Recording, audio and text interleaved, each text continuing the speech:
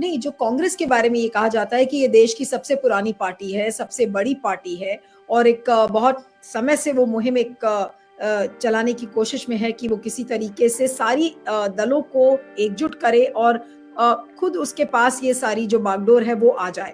तो क्या उस मुहिम पर कांग्रेस फेल होती हुई नजर नहीं आ रही है? और ये जितने विपक्षी दल हैं, ऐसा लग रहा है कि कांग्रेस को फेल करने में लग गए हैं ताकि कांग्रेस एक प्राइमरी रोल में ना दिखे। देखिए, कांग्रेस ने अभी तक लोगों को एकजुट करने का कोई प्रयास नहीं किया। दो तरह के राजनीतिक दल हैं। एक ऐसे राजनीतिक दल हैं जो कांग्रेस के खिलाफ है, एक राजनीतिक दल है जो बीजेपी के खिलाफ है। गैर बीजेपी जो राजनीतिक दल हैं उसकी आपसे अंडरस्टैंडिंग मुझे लगता है कि बेहतर है। अब आप ये उम्मीद कीजिए कि आम आदमी पार्टी कांग्रेस के साथ खड़ी हो जाएगी, नहीं खड़ी होगी। अगर आप ये उम्मीद कर रही हैं कि आसानी से टीएमसी हो जाएगी, मुश्किल होगा, क्योंकि टीएमसी को अपने राज्य में कांग्रेस से भी लड़ना है और वामपंथियों से भी लड़ना है। लेकिन राष्ट्रीय पैमाने पर ये आएंगे, साथ नहीं आएंगे कहना मैंने जल्दी भी नहीं कर रहा हूं कि छोड़ के चले जाएंगे, क्योंकि टीएमसी ने भी नीतीश कुमार के प्रयासों का समर्थन किया है। नहीं, लेकिन तो ये सवाल इसमें दीपक कनेक्ट हो गए। मैं दीपक से पूछती हूँ कि दीपक, जो एक सवाल मैं अभी सुनील जी से भी पूछ रही थी, आपको नहीं लगता कि ये एक ऐसा मौका था जहां पर बीएसपी, कांग्रेस और अखिलेश यादव और जयंत चौधरी तमाम दल एक साथ आते और एक मैसेज देते बीजेपी को कि भाई यूपी आपके लिए आसान नहीं होने जा रहा है? कम से कम ये मैसेज तो देते। ठीक है, भारत जोड़ो 3 ही दिन की बात थी ना, तो क्या ये एक समझौता ऐसा नहीं बन सकता था? आपने कहा 3 दिन है केवल भारत जोड़ो यात्रा उत्तर प्रदेश में, तो क्या 3 दिनों में इस तरीके का मैसेज बीजेपी को और अपने कार्यकर्ताओं को क्या नहीं दिया जा सकता था, ताकि जितने भी कार्यकर्ता अलग अलग राजनीतिक दलों के हैं वो भी एक साथ एक्टिवेट हो जाएं कि देखिए सारे दल अब एक साथ आएंगे? देखो नीलू, ऐसा होता है कि मुझे लगता है कि राजनीतिक पार्टियां या राजनीतिक लोग किस कार्ड को कब बाहर निकालना है इसको भी कैलकुलेट करते हैं। भारतीय जनता पार्टी से लड़ने के समय में बहुत सारे जो पॉलिटिकल एनालिसिस करने वाले लोग हैं उनकी ये मशवरा होता है कि अगर 1-to-1 फाइट हुई तो भारतीय जनता पार्टी को हराना मुश्किल हो जाएगा। 1-to-1 का मतलब बिना समझौते की नहीं, अगर सारी पार्टियां एक हो जाएंगी और ट्रायंगल फाइट नहीं करी गई तो भी Bharatiya Janata party clear divide कर देती है। तो कई बार आप जैसे होता है ना कि हम त्रिकोणीय लड़ाई जानबूझकर चाहते हैं, तो जरूरत से ज्यादा हमें एकता दिखा देना, क्योंकि बीजेपी के पास जो कैंपेन स्ट्रक्चर है और जो झूठ फैलाने की राजनीति है, वो कह दे कि देखो मोदी को हराने के लिए सारे मतलब एक हो गए हैं और सारा पैसा ये मतलब 20 तरीके के फेक चीज होंगी। तो अभी 2024 के चुनाव के लिए बहुत जल्दबाजी हो जाती, कार्यकर्ताओं के अंदर एक हमदर्दी, एक शेयरिंग पैदा हो रही है कि हम कार्यकर्ता धीरे धीरे हो रहे हैं कि हमें भारतीय जनता पार्टी को हराने के लिए।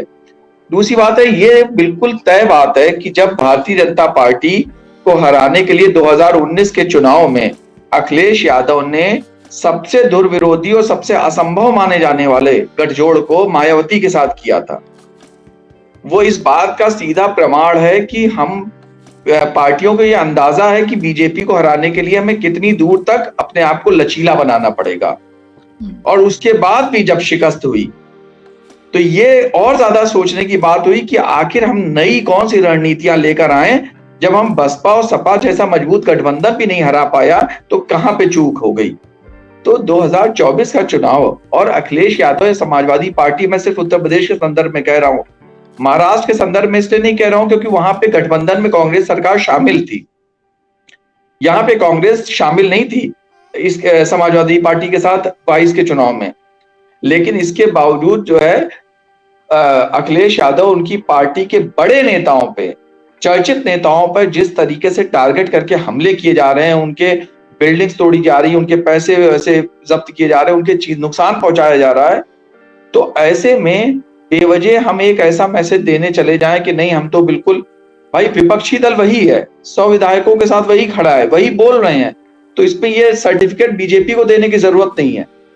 काम ये करना है कि चुनाव 2024 आने तक हम लोग इस तैयारी के साथ लड़ें, और ये होना चाहिए। ये सिविल सोसाइटी या एंटी फासिस्ट या प्रो डेमोक्रेटिक अप्रोच रखने वाले, लोकतांत्रिक समझ रखने वाले नागरिकों की चाहत है कि सब पार्टियों को एक हो जाना चाहिए।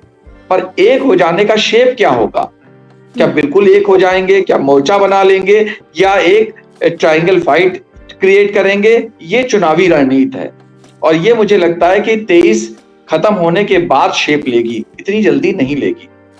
लेकिन ये जरूर है कि हम आपसी दुश्मनियां, आपको याद होगा 2022 के चुनाव में प्रियंका गांधी जब विरोधी थी और चुनाव लड़ रही थी और सामने जयंत की रैली आ गई थी या समाजवादी पार्टी, एक दूसरे को वेव कर रहे थे, हंस रहे थे, एक दूसरे के साथ सेलिब्रेट कर रहे थे तो विरोधी ना, लेकिन वो जेस्चर बता रहा था कि नहीं हमारा दुश्मन कोई और है, हम आपस में एडजस्ट कर सकते हैं। तो ये जेस्चर टूट नहीं रहा है, ये लगातार और मजबूत हो रहा, बढ़ रहा है। ये एक दिलासा देने वाली बात है और यही भारत को जोड़ने की बात है। ये पार्टियां रहेंगी, एक दूसरे से लड़ेंगी भी, लेकिन भारत को जोड़ने का मतलब है कि डिवाइड करने वाली फोर्सेस को किनारे करके लोकतंत्र को बचाया जाए। लोकतंत्र के अंदर कांग्रेस सपा आमने सामने भी लड़ सकती है, कोई बात नहीं।